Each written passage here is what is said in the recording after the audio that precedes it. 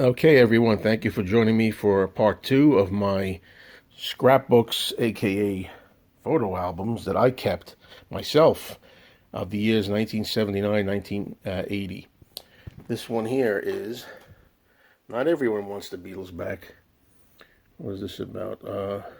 Timothy Leary, famed acid head, says, I wouldn't spend a penny to see them, etc., etc. But he'd go if he managed to get free tickets.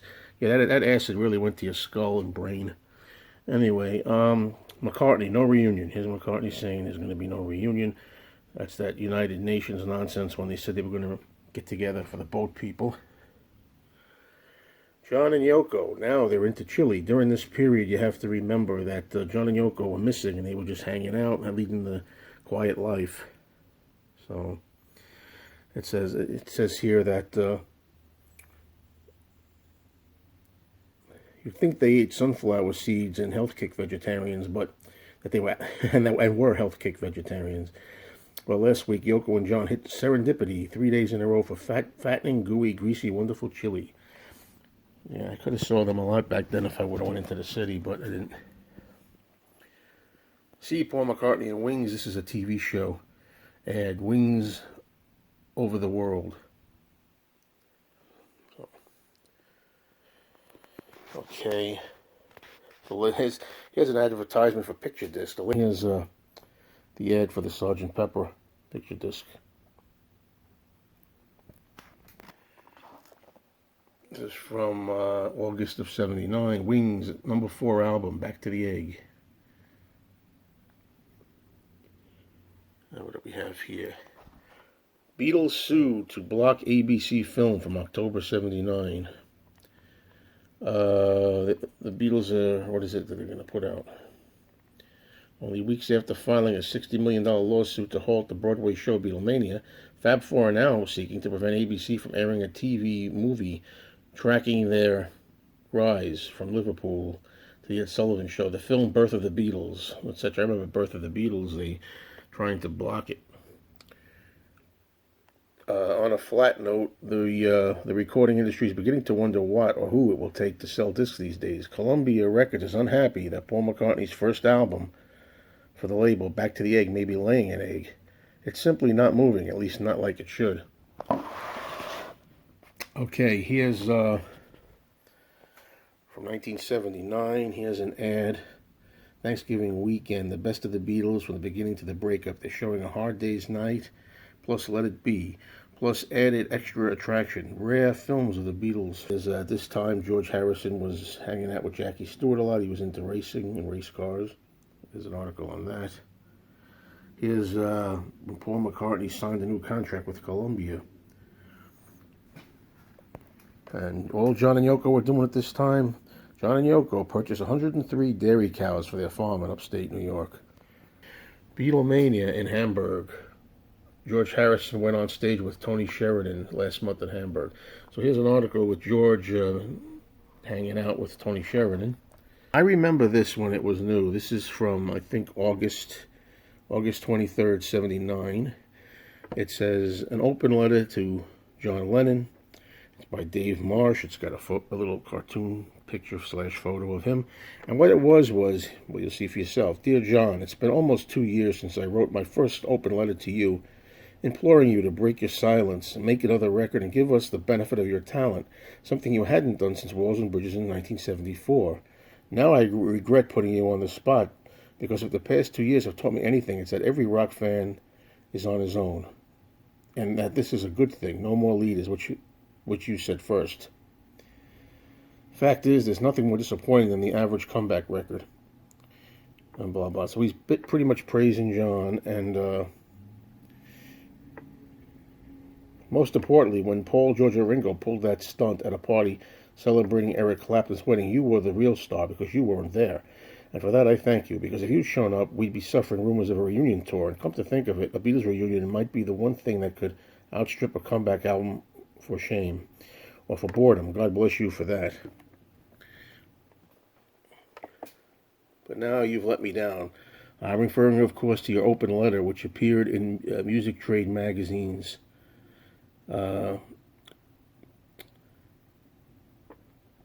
What somebody ought to clue you and Yoko in on, John, is the vernacular. I mean, as spokesman for us, for all us rock and roll street people, you can't just continue trafficking in 60s cliches about the spring cleaning of our minds. That's your exclamation point, remember?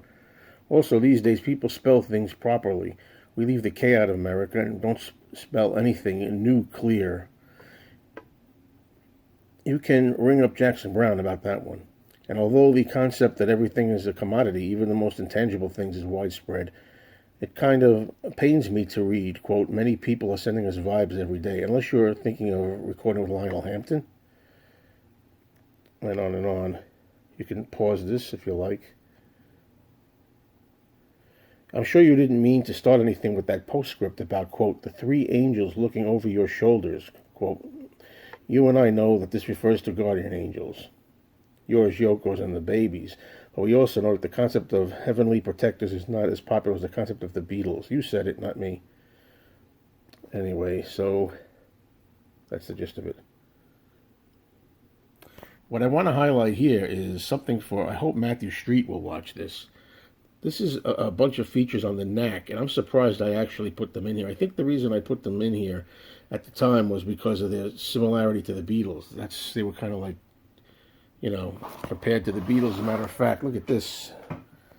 Matthew Street. Check out Matthew Street's channel, and Matthew Street did a nice video talking about the power pop of the Knack. See, even in this article here, they have a reflection of the Beatles in the bottom. They were touted as the new Beatles, which was the hype at the time. Here's a newspaper article for Ringo's movie. There he is. See him? Dom DeLuise, Alice Cooper. The movie Sextet with Mae West. Here's Paul got into the Guinness Book of World Records in 1979, and there he is, October 24th, becomes the world's most successful composer. Amazing. Now here's a really interesting ad. We talked about the Beatles trying to sue this release. John, Paul, George, and Ringo, first movie to show how they really were. It's a TV movie. Came out, Birth of the Beatles, the ABC Friday night movie, and there is the ad for that. And if you're interested in finding out George Harrison's recipe for lentil soup, you got it right there. This is I guess, the Beatles, Liverpool to Ed Sullivan. This is a review of the Birth of the Beatles.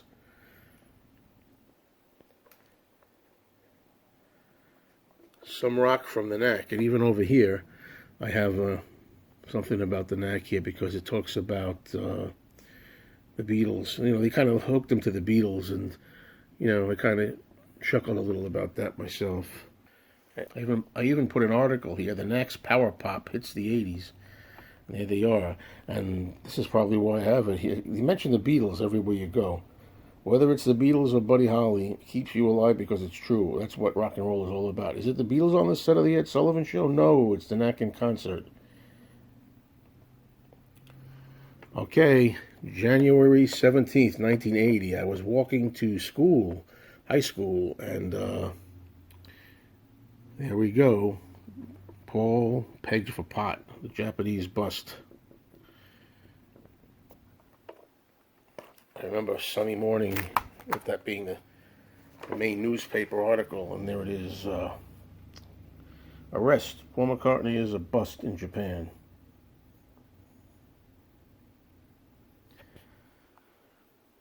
And more. No wings for Paul in Tokyo jail. A hard day's night for McCartney. More about the Tokyo bust. Here's an article from Rolling Stone. On March 24th, Capitol Records will release a Beatles Rarities album. That's the Beatles Rarities with the gray cover. The U.S.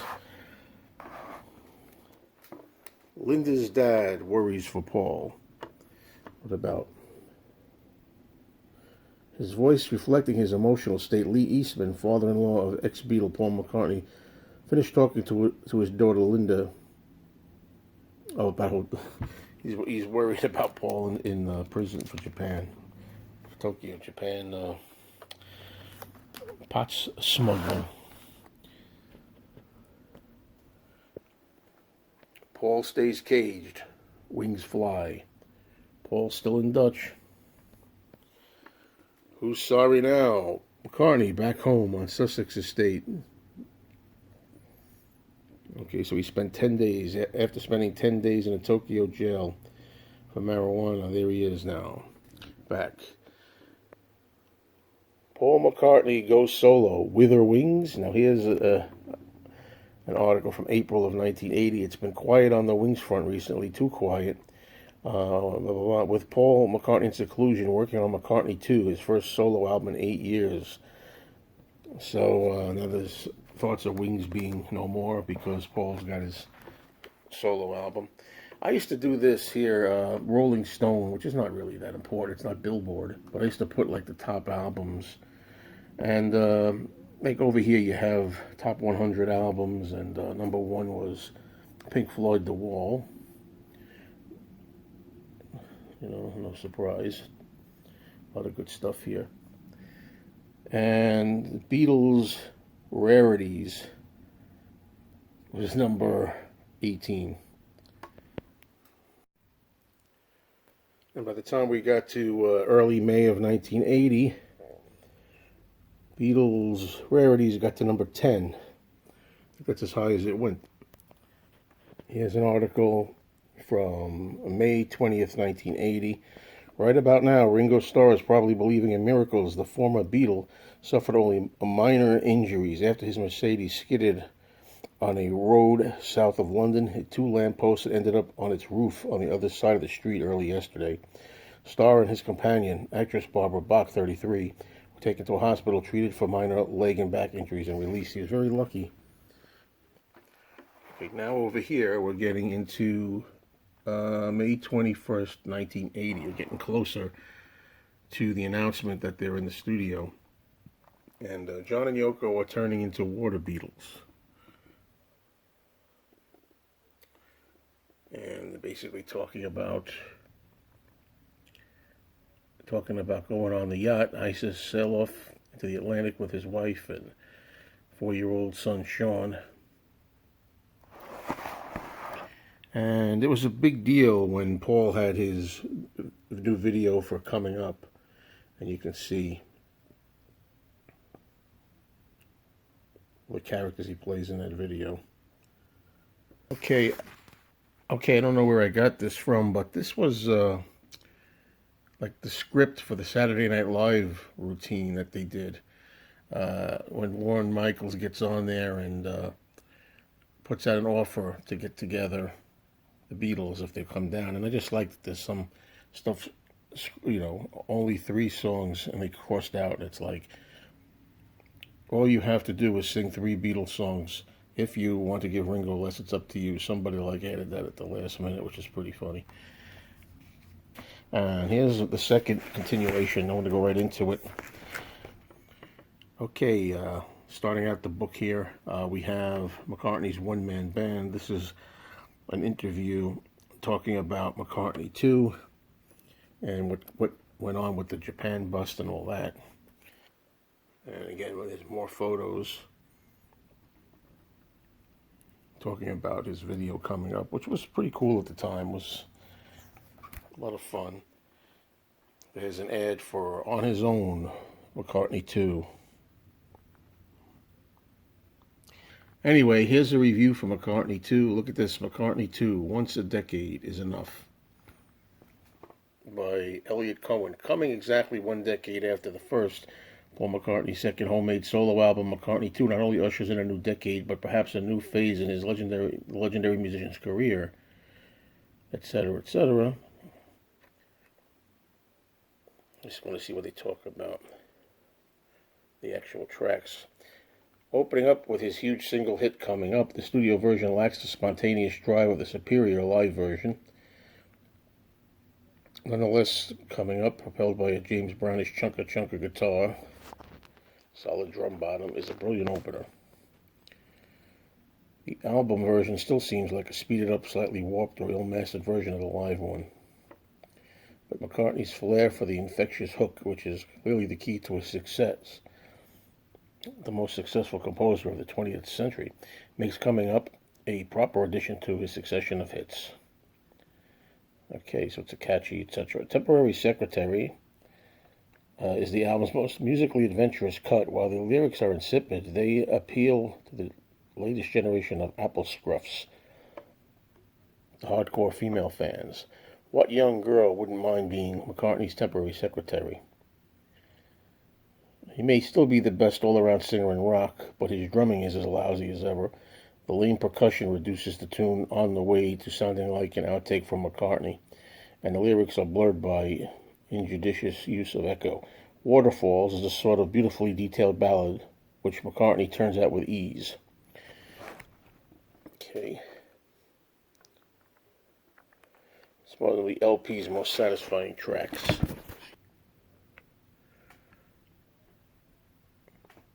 Just reading. Well, I want to see basically what it says. As McCartney progressed or regressed 13 years after the release of Sgt. Pepper, surely McCartney has left himself vulnerable to every critical assault that could be levied against him, which with junk like this. Obviously, he doesn't care. It says here, but however inane the album may be, until McCartney does the things he once was capable of doing, this album can still stand as a light, uncomplicated bit of summer fun. That's how I remember McCartney II. It was summer, and it always reminds me of the summer of '80. I have really great memories from that period when I listened to this. I remember being very excited about this. I mean, this looks like the first time we saw a picture of John in the studio again, August 29th, 1980. And at this point, I remember seeing this and thinking to myself, wow, look at a picture of them at I guess they're maybe Cold Spring Harbor place. I remember getting very excited because we were starting to see Lennon out there again. You know, he's back. First time with me as a Beatles fanatic that I'm going to get to really enjoy John recording new music again. Yeah, and that's really pretty much what it is. Because the album, as yet untitled, will be the Lennon's third together. What else do we have here that's interesting? He's been living like Howard Hughes for the past 5 years, said a friend of the Lennons yesterday. He had to get away from all the Beatlemania. Now he's ready to reemerge. But come October 9, everything will be set aside to mark Sean's 5th birthday and Daddy's 40th. So, very exciting. And I remember this, too. Look at this from September 18th, 1980. John and Yoko to Epic. Now we were trying to figure out what record label he was going to be on. You see, this is like, bittersweet because we know what would transpire, sadly, only a few months later. But at this particular point, it was like so exciting. John is back, Who'll ink the multi-million-dollar pact with John Lennon? Current favorite Epic Records.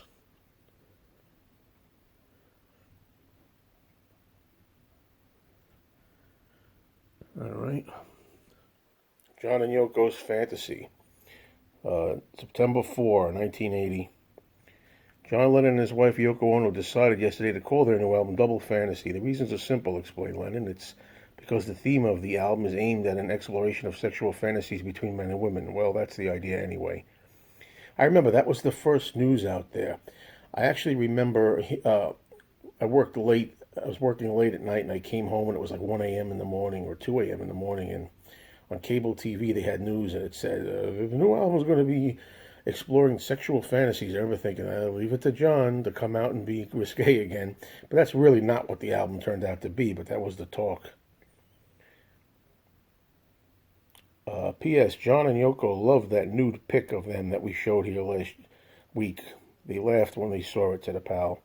Yoko said, that's us. We work together, and it's our way of relaxing and getting back to nature. T-shirt of the month.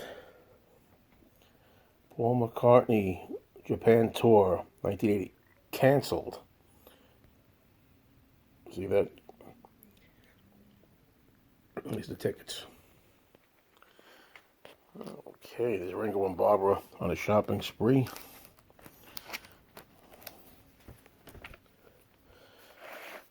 Okay, I remember this too. A note here. Lennon wanted to quit the Beatles in '66. This was when this first came out that he said he was looking for an excuse to get out of the Beatles in '66. And there it is. John Lennon and wife Yoko Ono. She saved him from, quote, a kind of death, he said. Got that, folks? Got that, Yoko Bashers? You love Lennon? She saved him. His own words. Lennon speak out. This is a Lisa Robinson, interview. But over here is a little damaged. Beatlemania is back. Roll over Beethoven.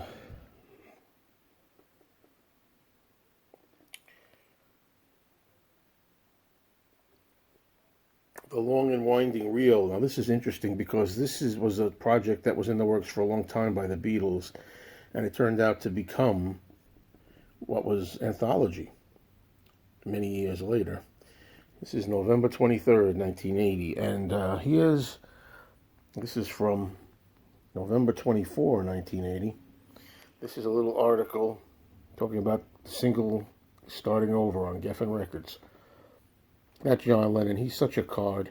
Out of action for 5 years and given up for gone. Everybody expected him to punk, pop, or new wave it up with his new single, do something really startling and innovative to prove that he still has the musical chops, and not gone totally bonkers with his Holstein Heifers and Dakota real estate. So what does he do? He pulls a joke on everybody with a dippy love ditty that harkens back to the days when he and the other Beatles were knocking about and trying to get a break. It sounds like a cross between Pledging My Love and Take Good Care of My Baby.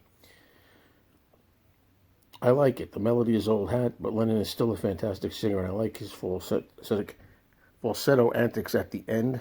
The chord progression is nice and mellow and has some interesting twists. The other side contains another musical curiosity by Yoko Ono that might be on display someday at David Geffen's Wax Museum. Can you believe it? The avant-garde artist is hot to trot now and makes Donna Summer sound like a bashful virgin with a panting, orgasmic rendering of Kiss, Kiss, Kiss, backed by a disco reggae band. Here's an Paul McCartney rock show. Skip that one. McCartney wings it in Rock Show. That's when the concert film Rock Show was out. Now, here's a wonderful thing. John and Yoko walking through Central Park. The date here in the newspaper is 11/27/1980. This is literally just a week, two before John was gone. And this, photos of this, and also, video footage of this. Fans meeting John. John Lennon and his wife Yoko Ono strolled through Central Park yesterday, enjoying the pleasant autumn weather and the success of their new album, Double Fantasy. So there you go. And there you go. Such Beatles favorites as Lady Madonna, Long and Winding Road are as memorable as ever. Rock Show, the film. Okay, now here we have the only review that I cut out, I remember cutting it out, for Double Fantasy. There are several ways of approaching this LP, John Lennon's first recording in 5 years, but the best way may be to take it simply on its own terms. So, let's make sure I got it. Okay. Such is the case with Double Fantasy, which Lennon in recent interviews says he began writing in Bermuda, etc.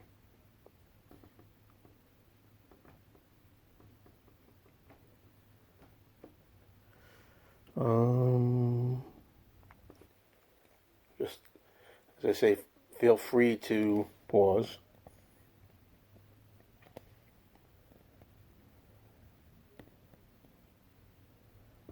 See, I always said that, John's songs here I thought were kind of, at the first listen, were kind of like just okay, but Yoko really was modern sounding. And here it says, Ono's Give Me Something could have been and may yet be a perfect song for Lena Lovitch.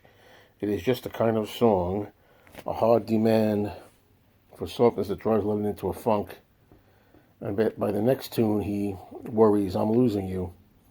It is a hard ballad, somewhat self-pitying at the same time, but very intense. In I'm Moving On, Ono affects a cold, indifferent voice as she lets Lennon know she's leaving him. The music itself is more Lennon-like than any of her songs. Let me get into something here. I'm so tired of people saying, oh, John and Yoko tried to pretend that they were the happiest couple in the world. And it says right here, I'm losing you and I'm moving on, are two examples where they're having trouble in their marriage.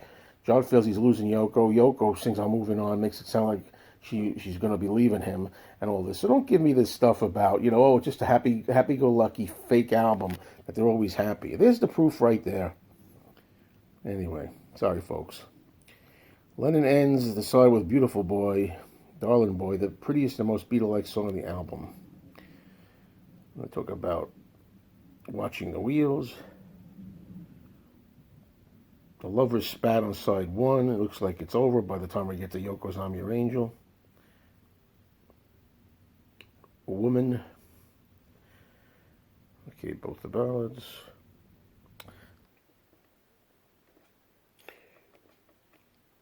Of the couple, Yoko Ono has always been considered musically the weird one, but considering some of her efforts of 10 years ago on this LP, she sounds positively tame.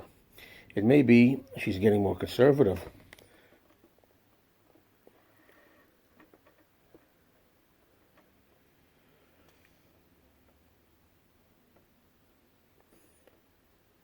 The last two songs, both of them beautiful, and both by Yoko Ono, hear that, folks, are the summing up. Every Man Has a Woman Who Loves Him is the more bouncy, while the finale, Hard Times Are Over, is a ballad with an organ behind her and the voice double-tracked in the chorus. Hard Times Are Over, over for a while. One expects Lennon to join in the harmony at the end, but confounding expectations again, he doesn't. Hard Times Are Over, over for a while. Okay, here, now, the end of it, I got my hand over this for a reason. You can figure out why. I hate to say this, folks. I mean, you could skip if you want, but I hope you'll stick around. Here's December 11th, 1980. The reason I kept this was because it was in New York Times, article, and there's a couple of people that I knew. I knew these two people. That was one of my best friends of the time there on the right, who's now sadly deceased himself, and his girlfriend. And they actually went, you could see all the buttons he's wearing, John and Yoko buttons and everything else. And he was in the newspaper, so that's why I kept this. So the last items in here pertain to John's death. And, it's just unfortunate that this has to be. But part of being a collector and a historian, unfortunately, and this is the last item in here, is having to also capture the bad times along with the good times. So this is the last item in the scrapbook. This is where I stopped. This is an article about a woman who observed the vigil and was fired December 16th. At 2 p.m. Sunday, cashier Suzanne Stevens stopped work at a local variety store and bowed her head to observe the 10-minute vigil for slain former Beatle John Lennon. One customer walked out, others irritated waited online, and the two other employees in the store who had joined Suzanne in the vigil returned to their work minutes later. But Suzanne, 17, persisted, good for you, in participating in the international vigil in honor of Lennon, which had been called by his widow Yoko Ono. Shane's Circus of Values general manager Joe Ward dismissed the cashier after a customer unable to pay for merchandise during the vigil complained, quote, they stopped the store for 10 minutes. What would you do if you were a customer, an employee, etc., whatever. So, last thing in this book, widow hails Lennon fans, New York. John Lennon's widow sent blessings yesterday to the hundreds of thousands who kept a silent vigil around the world Sunday in his honor. Yoko Ono's 5-line note to those who observed the 10-minute vigil on Sunday, and I was there, folks. I was among them in that crowd. Bless you for your tears and prayers. I saw John smiling in the sky. I saw sorrow changing into clarity. I saw all of us becoming one mind. Thank you. The note was signed, Love, Yoko. And that's it, folks. Thank you for joining me.